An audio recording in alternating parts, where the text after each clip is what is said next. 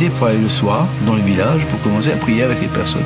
Et les personnes étaient guéries, toutes les personnes étaient guéries. Tous ces concours de circonstances, ce n'est pas des hommes qui ont fait ça.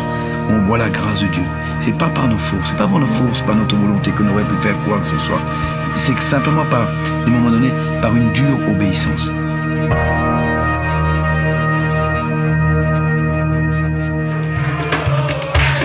L'église de la Porte Ouverte au Sénégal compte aujourd'hui de nombreuses églises et groupes de maisons répartis dans une vingtaine de villages au Sénégal. Mais il n'en a pas toujours été ainsi. Tout commença lorsqu'un couple de chrétiens de Mulhouse, Claude Schmerber et son épouse Martine, décidèrent un jour de 1992 d'aller prendre leurs premières vacances au Sénégal.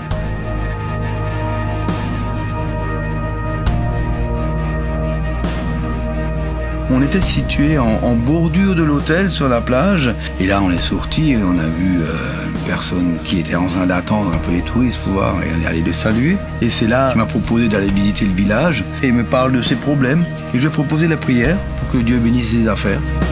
1 heure après, il nous rappelle avec quelqu'un qui était malade, qui avait des problèmes de peau. Et il m'a demandé, écoute, tu as dit que tu as prié avec Martine et tu as prié avec moi, ça a marché. Et on a prié, imposé les mains. Et puis 1 heure après, plus aucune plaque, plus aucun bouton. Et j'ai dû chercher ma Bible et lui rendre des comptes. Et voilà, il est écrit. Il est écrit, Jésus a dit imposer les mains aux malades. Voilà ce qui s'est passé, voilà ce qu'a fait Jésus. Il a tout accompli à la croix. Moi, je ne suis rien, mais c'est lui qui a tout fait. Et on était invités pour aller le soir dans le village pour commencer à prier avec les personnes.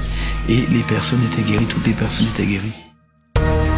Dans les années qui ont suivi, Claude et Martine sont retournés de nombreuses fois au Sénégal, encouragés par l'église de Mulhouse. Assistés par d'autres chrétiens mulhousiens, ils ont baptisé plusieurs personnes dans l'océan, des personnes qui ont réellement donné leur vie au Seigneur. On a eu la grâce de vivre la puissance de Jésus. On n'a rien fait du tout, on a été guidés. C'est alors qu'en 1996, Samuel Peter Schmidt, le pasteur de l'église de la Porte Ouverte de Mulhouse, accepta d'accompagner le couple Schmerber au Sénégal. Lors de mon réveil le premier jour au Sénégal, je me retrouvais dans un village où finalement je ne connaissais personne, il n'y avait pas de croyants en dehors de mes amis qui m'avaient amené et qui rapidement m'introduisirent chez la dame qui avait été pendant un temps leur cuisinière quand ils y allaient et à qui ils avaient parlé de Jésus. Arrivé chez elle, Suzanne, le contact fut très chaleureux et je lui proposais donc d'avoir une première réunion. Elle ne savait pas trop ce que c'était, mais nous avons donc le même soir annoncé l'évangile là. Et par sa grâce, le Seigneur guérira 2 personnes, un membre de la famille et puis une petite voisine musulmane. Quand le pasteur m'a demandé qu'il y ait une réunion, j'étais très contente. Je savais qu'il y a d'autres gens qui sont là et qui souffrent. Il y avait beaucoup de monde, on ne s'attendait pas à voir ce monde-là. Et le lendemain, on était obligé de sortir dehors ici. Et les gens étaient là tout le temps, chaque jour, chaque soir. Il y avait plein de charrettes, il y avait plein de monde devant la porte. Et les gens étaient déjà assis des fois avant que j'arrive. Et le Seigneur faisait des miracles. Très vite, les réunions se multiplièrent, il me fallut un traducteur et c'est Jokel, le fils de Suzanne, qui devint mon traducteur. Lui-même n'étant pas forcément touché par Jésus, il le fera par politesse plus que par autre chose. Mais voyant l'un de ses propres collègues dans les soirées guéries, eh bien, il recevra lui aussi Jésus, puisqu'en très peu de temps, nous nous étions retrouvés à 300-400 personnes au bout d'une dizaine de jours. La fin de mon voyage approchant, je proposais à Jokel, qui entre-temps avait reçu Jésus comme son sauveur, de continuer à visiter les personnes. Et je lui disais, mais veille surtout à prier pour les gens comme je l'ai fait. Et c'est ainsi que je suis rentré en laissant Jokel sur place, en attendant que je puisse revenir une fois prochaine. Jokel endossa alors le rôle du jeune pasteur poussé par l'Esprit de Dieu.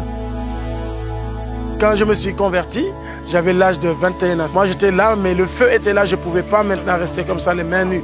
Alors, j'ai commencé maintenant à prier pour les malades. J'ai commencé à faire les cultes. J'ai commencé maintenant, cette radio que j'utilisais pour écouter la musique mondaine. J'ai repris cette même radio pour mettre des louanges et des cassettes de prédication. Et c'est à travers cela que moi, j'ai appris à prêcher. Je les écoutais le samedi et je prêchais ces choses-là le dimanche. Je suis donc revenu 4 mois plus tard. Quelle joie! Eh bien, je voyais Djokel que j'avais laissé quelque temps auparavant. Il était devenu réellement un prédicateur de l'Évangile. Mais ce qui était beau, il priait pour les malades et beaucoup de malades avaient été guéris. Il m'amenait à un endroit où je n'avais jamais été. 700 personnes nous y attendaient, simplement parce qu'une paralytique avait été guérie après qu'il ait prié pour elle. Ce fut donc également le moment de dire, eh bien, il faut une station missionnaire. C'est là que j'ai entrepris d'acheter un terrain. C'est très difficile, compliqué au Sénégal d'avoir toutes les autorisations officielles. Mon temps était limité, mais par la grâce de Dieu et une succession de miracles, eh bien, nous avons eu la concession au bout de 2 jours avec tous les papiers officiels. L'œuvre du Sénégal est depuis la jeunesse de son histoire miraculeuse et c'est ainsi qu'elle continuera. C'est après tous ces événements que l'église de Mulhouse décida d'envoyer un couple missionnaire pour former les églises naissantes. Éric Toumieux et sa famille seront envoyés en 1999 afin d'assumer un ministère pastoral et la formation du jeune Djokel. Quand on est arrivé, les églises étaient déjà implantées. On est entré dans le travail de quelques personnes qui nous avaient précédés. Moi, j'ai été toujours occupée par les gens du village qui venaient très souvent. Savoir mettre la limite n'était pas si évident que ça. Et au début, donc moi j'ai fait surtout un travail de suivi pastoral, de formation de Djokel. Lui et moi, on a passé énormément de temps ensemble.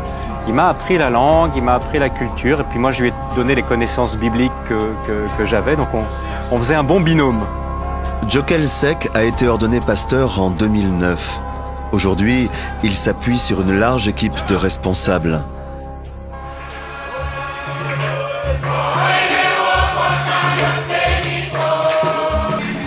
Les cultes ont lieu dans 5 églises qui ont été construites avec l'aide des chrétiens de Mulhouse.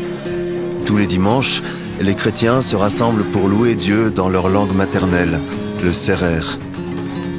Le sérère est la seule langue du Sénégal qui dispose de toute la Bible.